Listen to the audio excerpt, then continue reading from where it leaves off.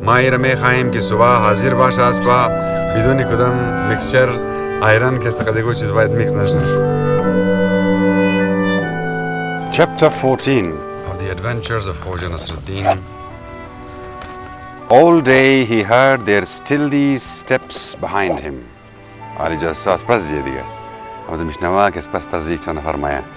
They followed him into the eating house, and from the eating house into the chaikhana. He lay down to rest, and all four spies sat over him, two on one side and two on the other, and speaking across his prone body, began a dreary conversation about the meagerness of their wages, and the trials and tribulations of their trade. To the accomplishment of these mournful speeches, he fell asleep and awoke to find another set of spies, those of the night watch.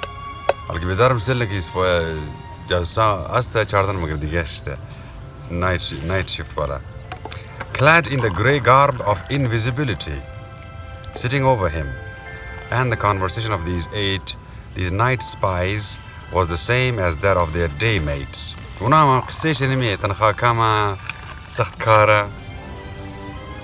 Namely of the trials and tribulations of their trade and the stinginess of the fault finding of their chiefs. Dusk had fallen, the glow of sunset had faded, and a thin crescent moon hung in the sky. The muezzins from all the minarets lifted up to it their drawn-out, sadly ringing cries. Sadly ringing cries. Azanam kimida?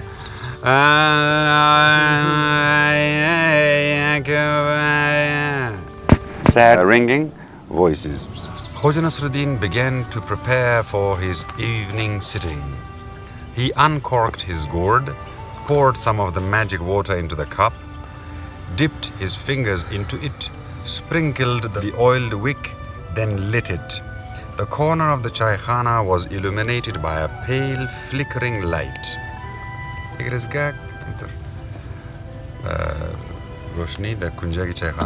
And the grey garb of the spies was swallowed up in it. All the more clearly did their dismal-looking visages show up, as they pressed forward the better to be able to see. Most annoying of all was the oldest of the spies. Annoying. A shoddy, unsavory individual who, in his eagerness to glance over the shoulder of the hunted one, sniffed and snuffed odiously over his ear. Khoja Nasreddin said a prayer, namaz khalas kat, so as not to be accused of having sinful traffic with the devil.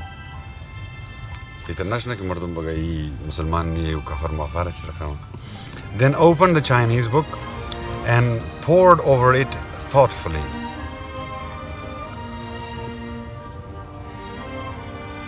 The spies made a note of the fact. But instead of reading as they thought, he was simply beguiling the time. And did not even glance at the book. I shall be honest, he reflected. I shall return the merchant his horses without the nails and silk threads. Awal maga bayat saaf abitar honestly karkani reshmi dagaram burkani in na chiz mehram. As for the wrath of the illustrious grandee, I shall try to escape it by disappearing as soon as possible. Bas fikr na kes grandee tur bachao mshti ki tu tur remove ke dena awal nishani mugi ki na de dumshin tur basta hai ki de paishin zi meha guftat ki ma munara mut sabit mekhaim وديجا بس اوريجينال فارم شو ميخايا يما جماعه بايد مناره كتابي كده فورا بايد فرار كلام. The shoddy old spy had almost climbed onto his shoulders, and his malodorous sniffling tickled his ear in a most repulsive manner. In waving him off, Khoja Nasreddin struck the tip of the spy's nose with the edge of his hand. And with a last wet sniff and snuffle, the offending organ was withdrawn. The one-eyed thief appeared in the road before the chaikhana. Seeing the spies, he understood everything and walked past without even glancing at Khoja Nasreddin.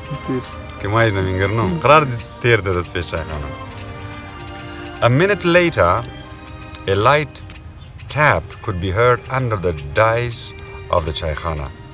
But the chaikhana chunek zerziminim dashna. But in the dais ki bresh nashta, brezu astay tak tak tak awaz mein. Ishara. I hear, mish naum daro. Khoja Nasreddin cried in a spultral voice, as if addressing an invisible spirit that had risen before him. I am hearing. I see. And he bent over the magic water. The spies came crowding around him. Once more, sniffing and snuffing. I see the horses. A white one and a black one. I see manes. I see horseshoes of pure iron without admixture of any kind. I see their mighty tails, Chidumadara, groomed and curry-combed. Then let them appear tomorrow in the aspect given them by nature, which mingles not iron with other substances. Ibayat pure Maira Mechaim ke subah hazir bash aspa biduni kudam mixture iron ke sakadego chiz bayat mix nashna. Nor horse hair with other filaments. Wa mui as besh waqt kadek chiz dige bayat gadbad na khorda basha. Was on ru ki paidavu, etc. etc. Ye shayad ego Turkish jumla hai. Ki in mirqam paida kuch diga. With these verses, he concluded his sorcerous scenes, kneeling down in apologetic thought of the great Jami for having dared to utter his renowned and divine stanza in the vile hearing of the spies. Bazamiter kam sheman mushakima kalami Jamira, misli bedilli, misli atar grandmaster ana.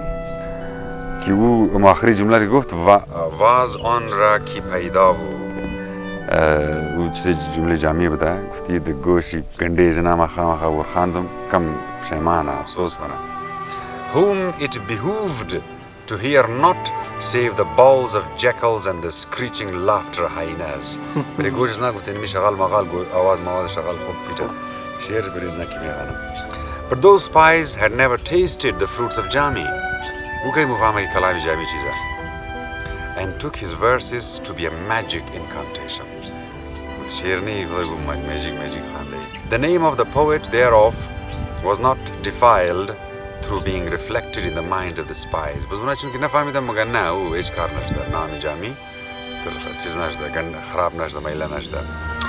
A soft scratching with a fingernail came from under the dice.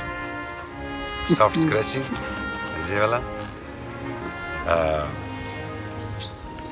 A sign that Khoja Nasreddin's words had been heard and understood. Okay. The concluding stanza was a pre-arranged signal to prompt action. Kima sheri jamiri guftum, matlabi signatures denmi karakana the. The sorcery over, magic khatam, Khoja Nasreddin shut the book and poured the magic water back into the gourd. The shoddy old snuffer arose and departed.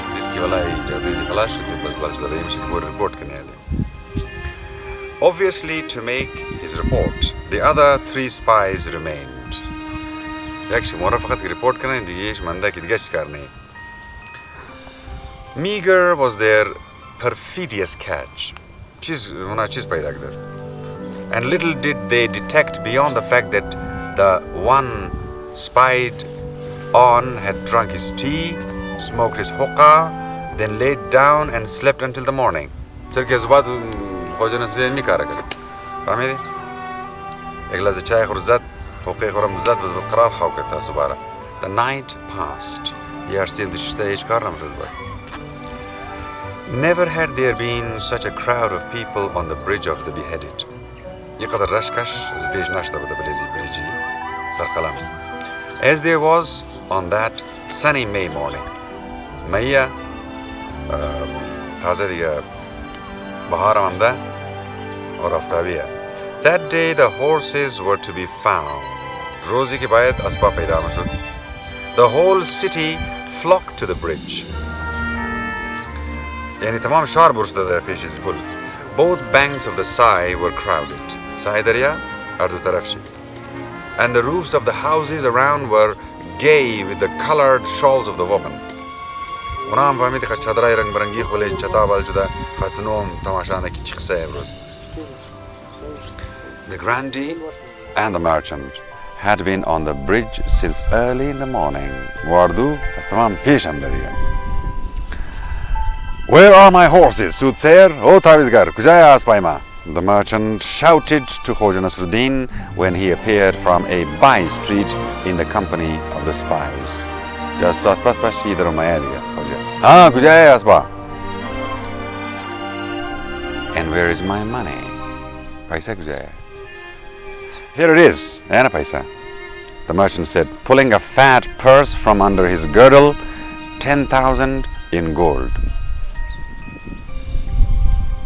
No need to count it. It has been thrice verified.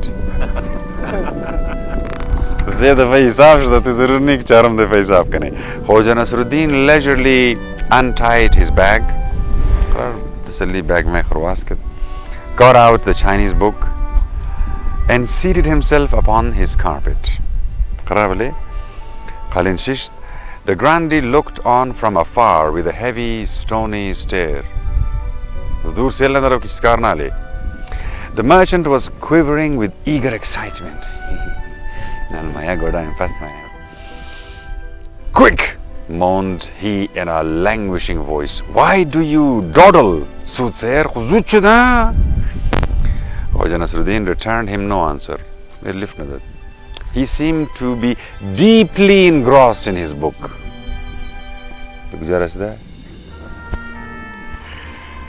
But actually he was watching a white speckled red-backed ladybird crawling busily over the page. Azur मालूम है कि यार detail तो मैं गाना ना बस मुझे एक दिन चेपो कैसा उधर चकर्स दरी खरार दर उड़से लग दरी है. I shall speak when it flies away. शर्त ये है कि वक्त की खबरक हर बिज़ने बाद मगर. I shall speak when it flies away, he thought. But the ladybird had no intention of flying away.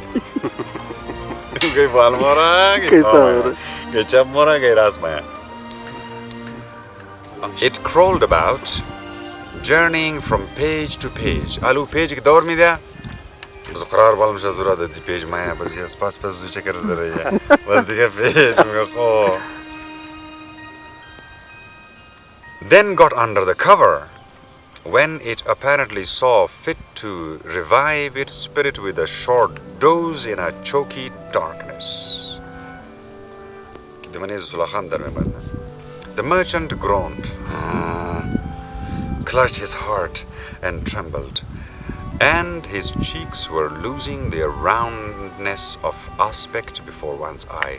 देखिए, खवारिश दरो तगीर की दरिया, चरनाम नहीं कारफिश. Khoja Nasreddin breathed not a word. At last, the ladybird crawled forth into the light. Parted the pretty corselets on its back. Corselet do the name. I mean, corselet بخلي ممي جزام كي جورمنا كالاي زنانام كسب do peace. At last the ladybird crawled forth into the light, parted the pretty corselets on its back, freed its dark little wings, spread them, and flew away. Not until then did Khoja Nasreddin utter in a solemn voice. The book says, O merchant, that the horses shall return to you in the original shape with which nature has endowed them. The merchant rejoiced. Your horses, O merchant, Khoja Nasreddin proceeded, are in the old quarry near the village of Chomak. Descend that quarry from the eastern side, as taraf sharqi, the manayag jai bar diya na, ek storehouse wari. To as taraf mashriq by darbai, advance some 20 paces bist qadam durun bori, and there in a cave on the right, he had scarcely finished speaking when the money changer's grooms from one side of the bridge and the grandee's guards from the other swept out into the road at a furious gallop.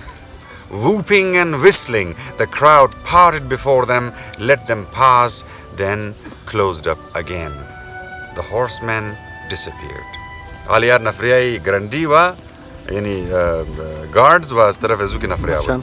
Yanaba Chak Gora Reshut Nafra, Rarawas Kidina Burras the Mutarafreshut. The horsemen disappeared. The dust raised by the horses' hooves floated away on the wind. There was a lull. The grandee and the merchant stood side by side, but looked different ways,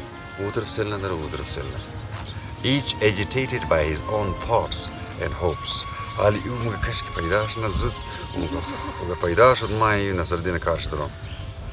The vast crowd stood silent. In the stillness, the silence of Sukut, Khoja Nasreddin distinctly heard the splash and murmur of the turbulent water beneath the bridge, and overheard the piercing cries of a hawk who, with spread wings, hung poised in the blue heights as though resting upon an airy pillar. The distance from the bridge to the village of Chomak was little more than 8 flights of an arrow. Asht flight arrow. Half an hour had passed. Time for the horsemen to have returned.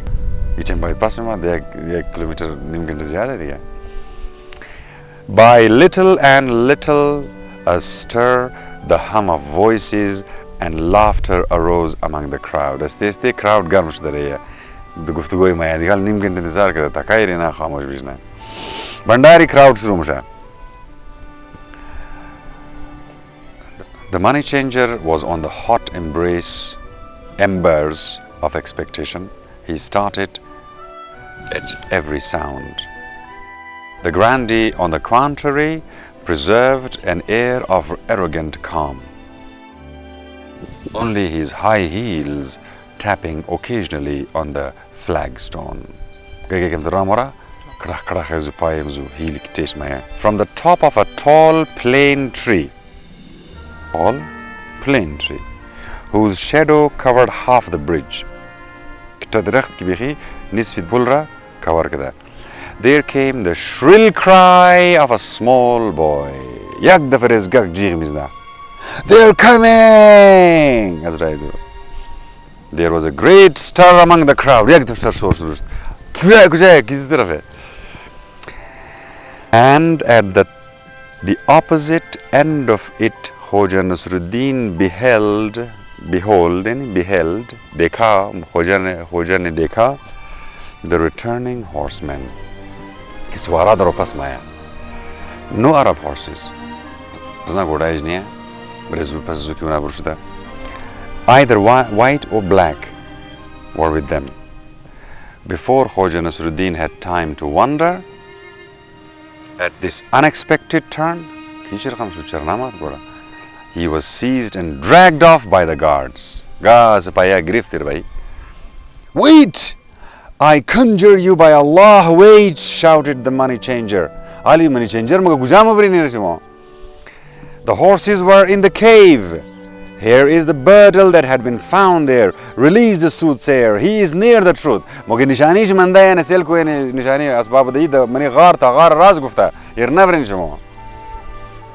The soothsayer was verily near the truth, much too near for the illustrious Grandee's comfort.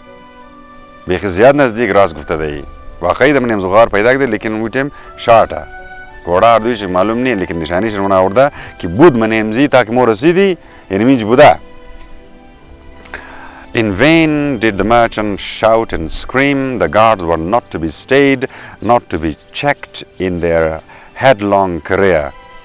Khoja Nasreddin had all at once grown small and abject in their hands and assumed an appearance of felonious guilt. As anyone does who is being dragged off to the prison.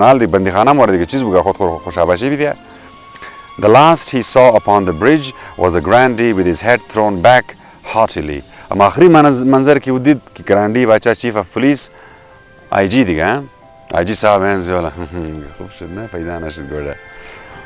The merchant, shouting himself hoarse and slightly to one side. The merchant's head groom with the silver-plated bridle in his hand.